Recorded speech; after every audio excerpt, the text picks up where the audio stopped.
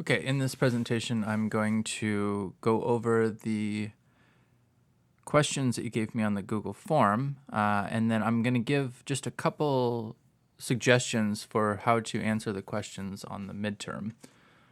The very first part of the book, The Law and Identity Reader, and what I'm trying to get you to see is that your individual relationship to the United States Constitution, to the United States government, and to the people who interpret those documents and their job within the government really depends on how you're seen by those people.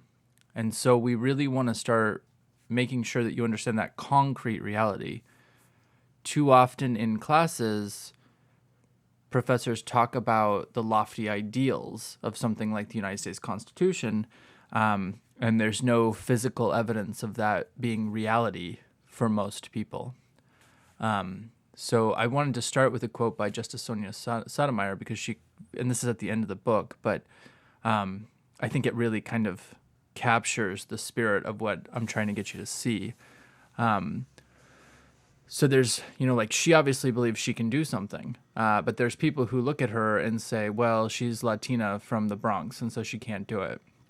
And so what she was able to do is take that kind of judgment and that labeling and that stereotype and redefine herself based on that understanding. So I think a lot of times before college, you hear things like, ignore a bully or, don't care about what other people think of you. And that's like probably good when you're a kid. But when you become adult, you have to work with people who you're not necessarily going to get along with. And so you need to be better at understanding how you're seen within structures of power and how you can kind of redefine yourself in that space. So I'm going to start with the easiest questions, or at least the easiest for me. And you can see the list of questions here on the left, and I'm just going to give you the answers because some of them are basically the same question. I might start off by just saying that out of 116 students, only 12 expressed questions. So I'm going to take that as a positive sign. But, you may still have questions that you didn't ask, and so hopefully these will cover the questions you didn't ask. As far as whether it will be on Blackboard or on the assignment website, it will be on both, and I will send an announcement. I hope you're seeing this as a pattern by now. This is kind of what I do. I put it up on the website, and then when it's time, I send an announcement letting you know it's there. I will keep doing that. How many questions? It's 9 total questions. 2 of them are multiple choice. It is timed in the sense that it is 2 days. So it's April 20th to April 22nd, which is technically a little over 2 days. It's open book and it's open materials. So I think, it could, if some of you, I'm not going to give a time because I don't know how long it would take each of you, right? But I hope that you'll set up enough time so that you can do it in one sitting. So I would get everything ready, and then when you see the question, either go through your notes, or you could practice, practice answers, and then copy and paste those answers, right? Like a Google document, and then copy and paste that into the Google form. But it's up to you. The question here is interesting, like which readings do we have to memorize? I understand this question because I participate in a lot of groups that are thinking about teaching teachers. So I feel like in a biology class, you have to memorize certain terms. In a math class, you have to memorize the formulas. I don't know what would be the use of memorizing quote-unquote facts from a textbook in a criminal justice class taught by like Professor Odoms, for example. So I know you're doing that in that class. I have lots of students complain to me about that class. So I guess what I'll say is something like the way that teachers should be grading, but aren't doing it if they're doing only multiple choice exams that were provided them from the textbook that you bought. So I'm not sure what they're doing as a teaching job, but what those do is they at least provide you with the vocabulary. But oftentimes what's in the textbook is just wrong. I get questions from students a lot saying, what was the correct answer? I was told it was wrong. And I look at the answers, I said, they're all wrong. But if you're using a textbook that is using information from the 1980s, I'm not sure what you expect, right? It's not going to be up to date. That's why, I have my own book. Dr. Chapman has his own book. I mean, at most universities, professors provide either a course pack like what we have, which is, so I'm not making money off of this book. I'm actually having to pay the people who you were reading about because you have to buy their readings. In a textbook, you're paying for the publishing company to mass produce that book. And so this is the complicated part of that question. But if I can make it easier by just reminding you that you're supposed to be moving up Bloom's taxonomy, up the pyramid here. So when you say memorize, I'm going to translate that to remember, right? So you should be able to describe, relate, tell, and find, right? Because it's an open book. So I think it would be amazing if you memorized the readings, but I don't think that you need to do that to pass the midterm. You do need to be able to describe and find the readings, right? So you need to remember where they are. You need to remember what the main points are. And then you need to be able to describe your understanding of that to me. So you kind of see the two, remembering and understanding coming together. So I don't need you to, memorize every single thing. I just need you to kind of remember the main big points. And that's a main difference between this class and other classes, but it's also a difference as you kind of continue on.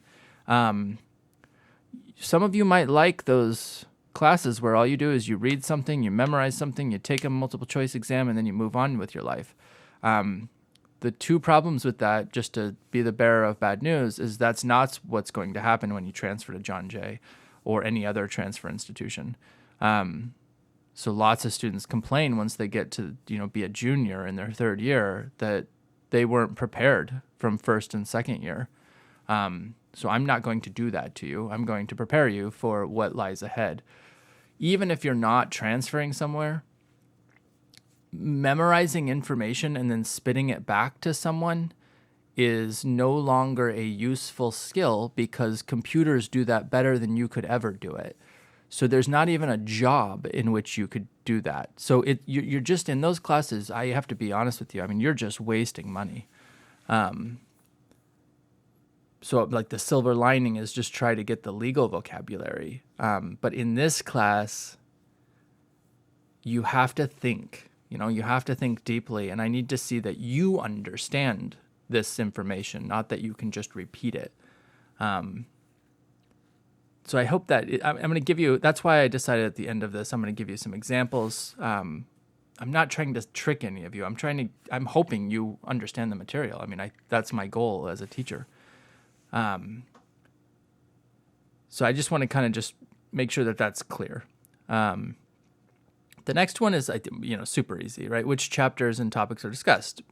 Everything that we've covered so far. I think these two questions are related if you think about it. But like Helen and I took a lot of time to find these readings, to edit them, to get copyright permission, to negotiate what the price was going to be so that the textbook is not $100. And then we put it in a format with lots of extra material. We gathered a lot of resources. There's lots of videos. There's lots of worksheets. I mean, there's just lots of information here.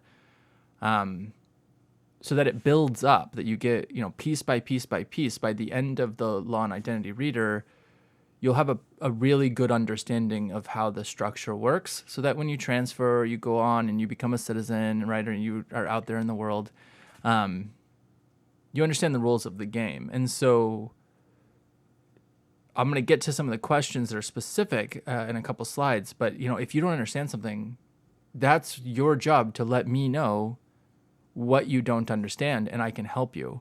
Don't email me and say, I need to talk to you. Don't say that, right? I don't get paid to talk to you, just to be blunt. I get paid to teach you. So if you have a specific question about the reading, send it to me. We can talk about it. So I need you to go back through and look at those readings, right? And the table of contents and the list of assignments, and, put a check mark next to each of them that you understand, and then put a question mark next to the ones you don't understand, so that I can help you.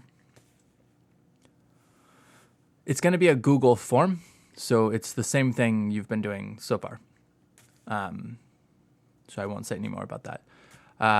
The questions will build from your previous work. So if you've done the work so far, this is now like a little bit further, a little bit deeper, and that's how the class goes, right? So you'll get deeper and deeper and deeper into this framework. So you'll start to understand stuff back from section 1 and section 2, the more you think about it and the more you engage with it.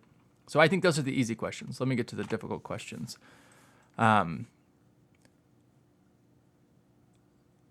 Is there going to be questions about President Trump's decisions that you mentioned in the video? Thank you. Means you watched the video and you thought that was relevant.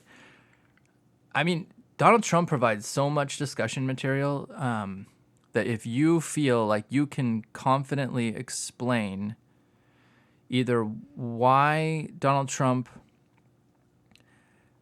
explicitly in the Constitution has a power that he thinks he has and talks about that he has in this moment, and or that he doesn't have the power explicitly in the Constitution, that's not written in the Constitution, and relate that to what Governor Cuomo is saying and what Mayor de Blasio is saying, or some other politician in the United States.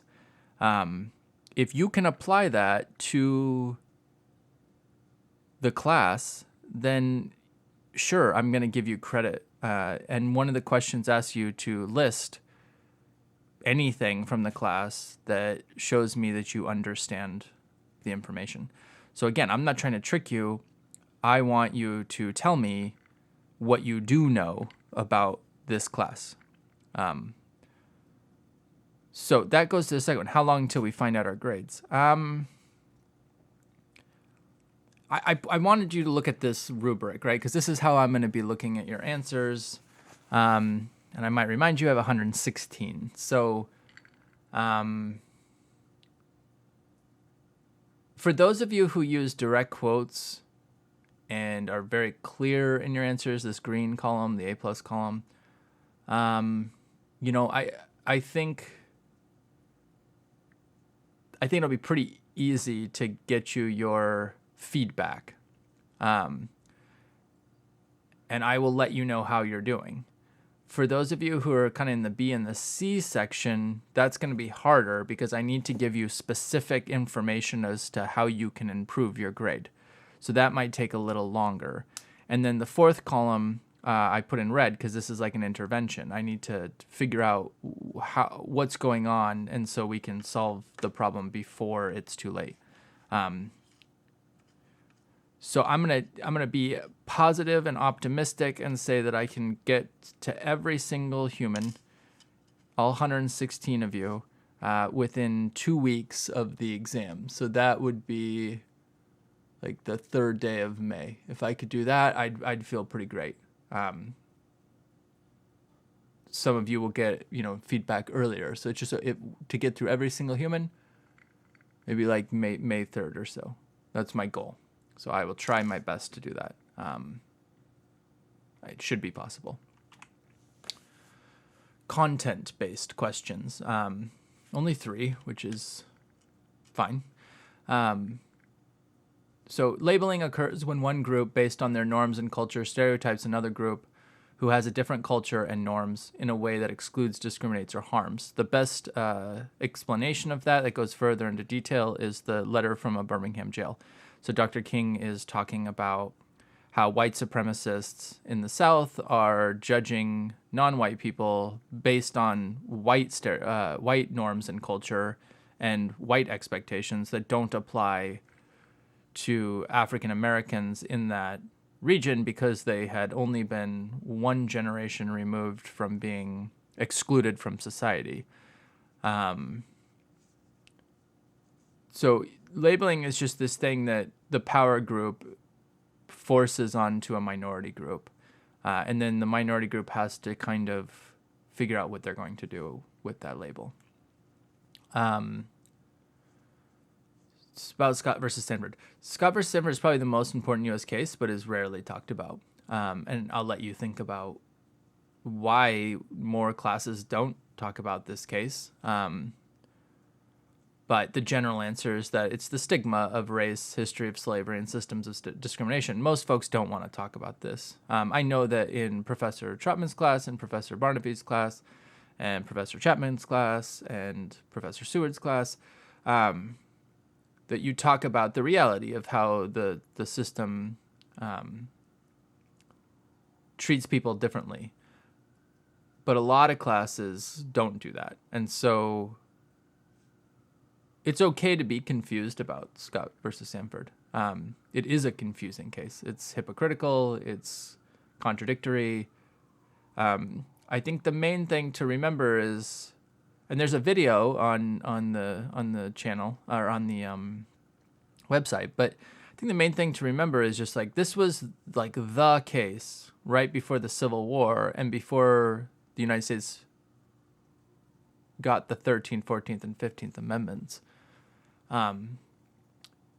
So rather than, slowly going through each historical precedent of every case from 1802 to 1860, it's easier just to look at the Scott versus Sanford case and just see how the structure of social relations legally allowed white supremacists, white nationalists, to exclude people who were not of their culture and norms, their rules. And then how that provoked the Civil War and how the 13th, 14th, and 15th Amendments were passed in order to limit that power. So that's kind of the main thing that I want you to see. This is a similar issue to law and constitution identity. I think this person is clearly talking about the video for the first 16 minutes. This is complicated. So just remember, your identity is different than my identity. We have different lived experiences. I experience law and the Constitution and power differently than you do, based on my gender, based on my ethnicity, based on my language, right? These things all have an impact on how I experience law and power. So that's different than you. And so each of you kind of has to have your own idea. So this is you reflect on and document about how you've experienced the police, how you've experienced the courts, how you've experienced power relationships in school, in your family. And then what you want to do is move up to agency, which is an awareness of that now. And so you have to know who your friends are, know who your enemies are, and then what are the rules of the game. And that's where we are now. After the midterm, we'll start talking about advocacy. But at this point, I'm trying to get you to go from identity to agency, to understanding that you're not alone. There's lots of folks who are being treated like you. And for some of you, you're participating in a group that is treating people poorly and discriminating against them. Some of you have decided that you don't want to think about that. And so this class makes you think about that. It's a social science class. It's a constitutional law class. You have to think about how the law is constituted in this country to benefit certain people and to harm others. And then agency is figuring out, well, if these are the rules of the game, how can someone resist? How can they fight back within the rules of the game? So this brings us to the idea that power and law have different meanings to different groups of people. So this is from research and professors that I've worked with in the past, but this is pretty old now by this point. But since like the 60s, power has been defined in 3 different ways.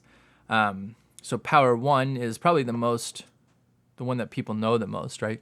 Which is the power to control other people or a group, and then people comply with that rule maker with the rules. And usually they're doing this because they see rules as an ideal. And maybe they don't want to admit that it hurts them, or they don't want to admit that they're hurting somebody else. But power 2 is more about resistance to that control or dominance, freedom, liberty. And this puts limits on power. So, absolute power corrupts absolutely. So this is really the idea of freedom from the abuse of power. So just because someone has power doesn't mean that they get to abuse it whenever they want. And so this is a power 2. This is a power as well. This is P2 that kind of shows that power 1 is limited, that it doesn't go on forever. But the trick with this one is it could also include avoidance or a form of power 1, which is hiding or, an acknowledged ignorance, like I was talking about. Lots of folks like to just go along as if everything's okay. So that's kind of a mixture of power 1 and power 2. Power 3 is much more complicated, but it's the constitutive arrangement. It's the social structure. It's the rules of the game. And so I want you to think about this as a field of social relations, and quite literally like a field, right? Like a big field, a battlefield, in fact. But this is, an arrangement of rulemaking that is voluntary, right? So like there's laws of war, but when people are fighting each other on a battlefield, they're kind of making up the rules as they go, So power 3 is kind of like when power 1 and power 2 are in conflict.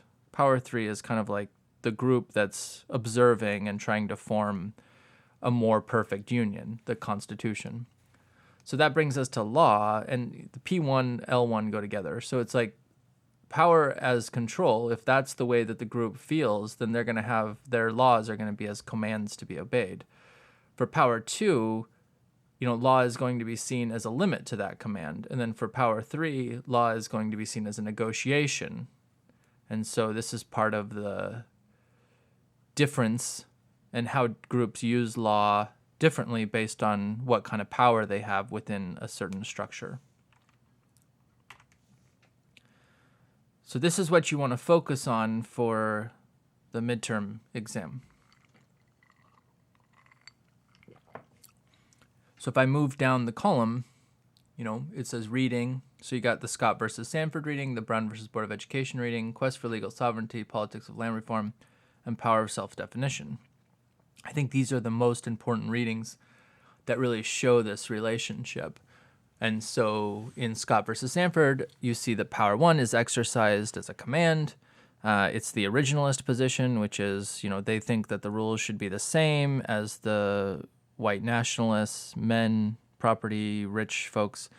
Power 2 is when Scott says, well, I'm going to re-examine my life based on being told that I'm not going to be a citizen. And that's, trying to avoid the power of the dominant group. And then you can see that narrative of the Constitution is based on the idea, on the one hand, power 1 is saying this is an ideal, right? So on the other hand, power 2 is saying, well, but the ideal is not being met, right? Some people are being excluded. So you're not really forming a more perfect union. There's not really one group of people. And so this is what brings about the 14th Amendment. And it provides a new definition of both people and citizen, but it's after this case, right? So you see law changes based on the power relationship in Scott versus Sanford. It happens again in Brown versus Board of Education almost 100 years later. where power one is the states are saying they have the right to exclude, that maybe the national government, federal government can't exclude, but states can exclude. They can be racist if they want to. But Thurgood Marshall says, no, you can't do that anymore because of the 14th Amendment. And he organizes, he finds his allies, he exercises his agency by finding out who his friends are, which are organizers in the civil rights movement. And then he uses the rules of the game. He uses the limits of power, which is 600-700 years old in English tradition, to limit the power of the states to exclude based on race. And so this is an example of how he changed the narrative using power one. So he uses power two to change how power one has to think about law, which is why it goes from law one to law two. It can't be seen anymore as power one, as you can just do whatever you want and the law is you have to obey what I say. This is really resisting that and showing that no, you're not applying the law equally, and so therefore it's not a law at all. In Law 3, I give you 3 readings and 3 explanations, and your job is going to be, pull from these readings specific quotes that you think best show how this works. And so power one in Quest for Legal Sovereignty is the lawyers are arguing the tribes must act like a government. In Politics of Land Reform, it's the landlords saying the poor should just do what they're told and just work, in the fields and not complain. And then in Power of Self-Definition, Patricia Hill Collins provides an example of a landlord in California saying, whites only, that black folk can't live in that, I think it's an apartment building or a house. And that, again, it goes back to that, you should just do what you're told. Don't resist. This is the law. This is the command. This is the power group. Okay, you just do what you're told. Power two is in all 3 of those situations, you see resistance. So tribes resist the American power, but they use the rules to secure their land. So that's Law 3. They reconstituted, they negotiated with the federal government using the rules of law. So this is that field of social relations. So they're able to co-create the rules. They voluntarily make an agreement with the federal government. And now this is tough, right? Because a lot of you'll see news stories about tribes, and I think you need to understand that, each tribe is different, and each tribe has its own form of government. So some tribes have been very successful in securing their land, and then others, like on the Keystone Pipeline, have been very unsuccessful. So you might think about the idea that this doesn't always work, right? You're not always going to win and otherwise, but you're still organizing. Which leads to the second group. Huntington shows that when the poor exercise their agency, when they see who their allies are, when they're clear about who their enemy is, and they organize, they're able to use rules about how to use land against the landlords. And so landlords were kind of taking advantage in Power One that the poor that they weren't educated, that they didn't know anything about the laws. As soon as the poor organize, they start learning and they start getting educated and they start using the rules, the laws about how land is supposed to be used in order to change the power dynamic and get more power. And then finally, in the case of Patricia Hill Collins, she writes that women, especially in the 50s, 60s, and 70s, who went through discrimination,